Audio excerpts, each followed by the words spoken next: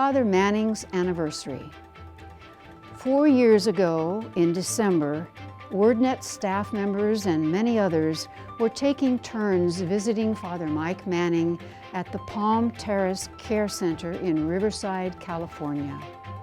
Some sang songs to cheer him up, and that marvelous smile of his greeted each one. None of us realized how soon he would leave us.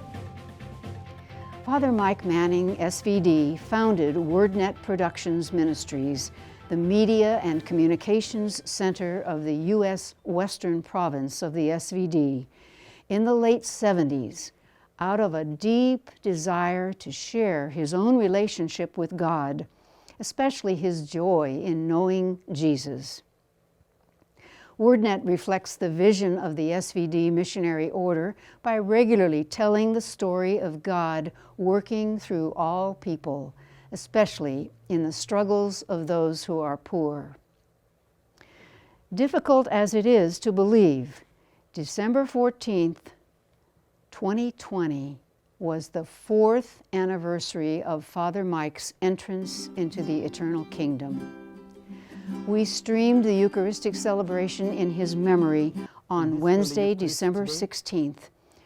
We are confident that he is still smiling about all that is happening at Wordnet. The streaming channel he had envisioned, Wordnet TV, the reflection apps, iGod Today and Dios Habla, and what you're watching right now, the 12th edition of Mission Minute News. In November, Wordnet staff had also held a prayer service at Father Mike's gravesite in Crestlawn Cemetery, Riverside. We so gratefully remember him at this time, as well as all those whose lives he touched. Erosin and Ares in service of the poor. Within a short time, 5 strong typhoons of different intensities, Quinta, Roli, Sioni, Tonyo, and Ulysses, ravaged the Bicol region of the Philippines. The SSPS sisters were aware of the extensive destruction they caused and did their best to respond.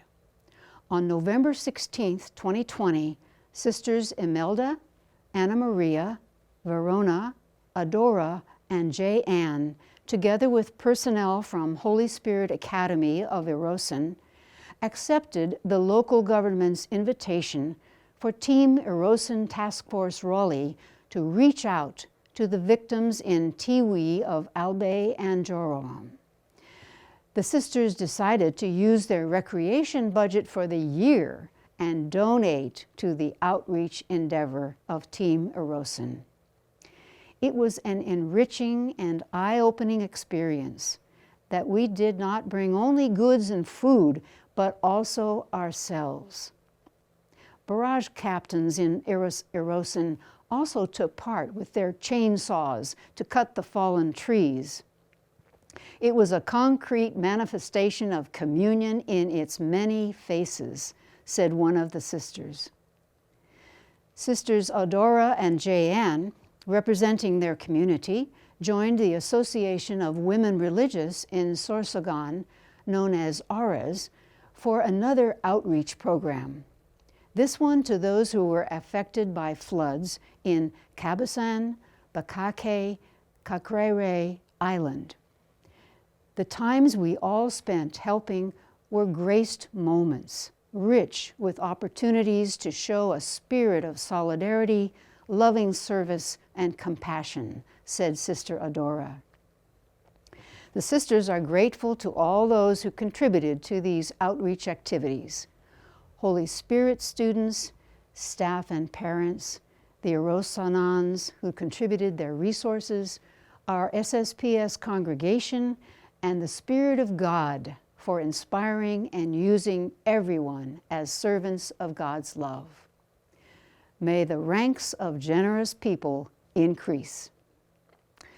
Biblical ministry growing in Chad. Father Joseph Kalanchira, SVD, in Mundo, southern Chad, expressed gratitude to the U.S. Western Province for helping him buy a car for his SVD Biblical Pastoral Ministry. Although the pandemic virus had forced many in Chad to live a relatively confined life, recently the virus seems no longer to be a significant threat, and things are coming back to life. Father Kalanchira writes, "Life after coronavirus is a joy, because now I am once again fully involved in our biblical ministry. The car is just what we needed. It helps us go on a trek into the deep interior parishes that extend across all 4 of the neighboring dioceses here in the southern part of Chad. There is much ground to cover." The people in these distant parishes had invited him to offer several Bible study programs. 2 have been done in SARS diocese, some 300 kilometers away, one for catechists, another for lay leaders in the parish run by Salesian fathers. But additional requests keep coming. The Salesian MSFS fathers have another parish in the Diocese of Doba, around 100 kilometers away. In November, Father Joseph and his team conducted a weekend program in the Diocese of Gore, about 80 kilometers in another direction. All these dioceses are missionary offshoots of the mother diocese in Mundu, where there is a plan to put together an SVD center for the biblical, spirituality, and counseling ministries. Road conditions in these villages are horrendous, and distances can take hours, if not days, to navigate. The Catholicity of the population is still only skin deep. We have seen that there is a great need for instruction and guidance at this time in the country's history.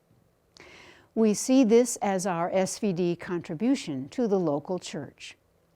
We share our dreams with you because we hope that these dreams will become a reality very soon, hopes Father Kalanchira. Communion Hosts Bakery going out of business.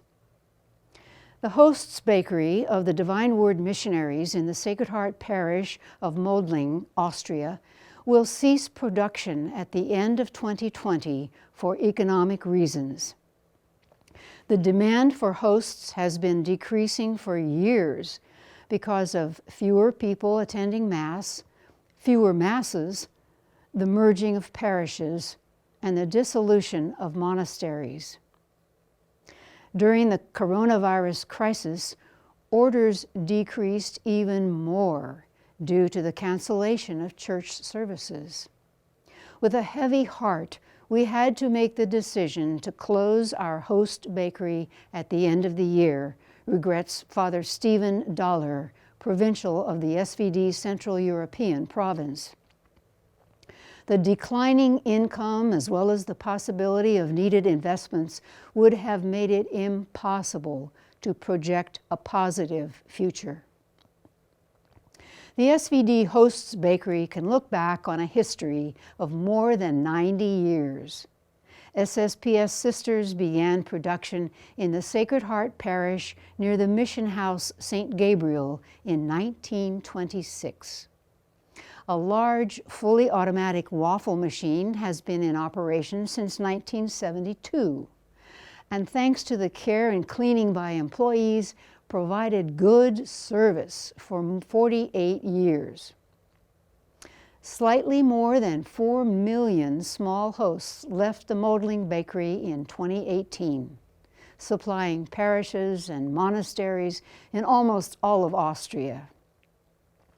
The SVD missionaries and the team of the Host Bakery would like to thank all our customers for the appreciative and constructive cooperation, says a letter informing customers about the closure.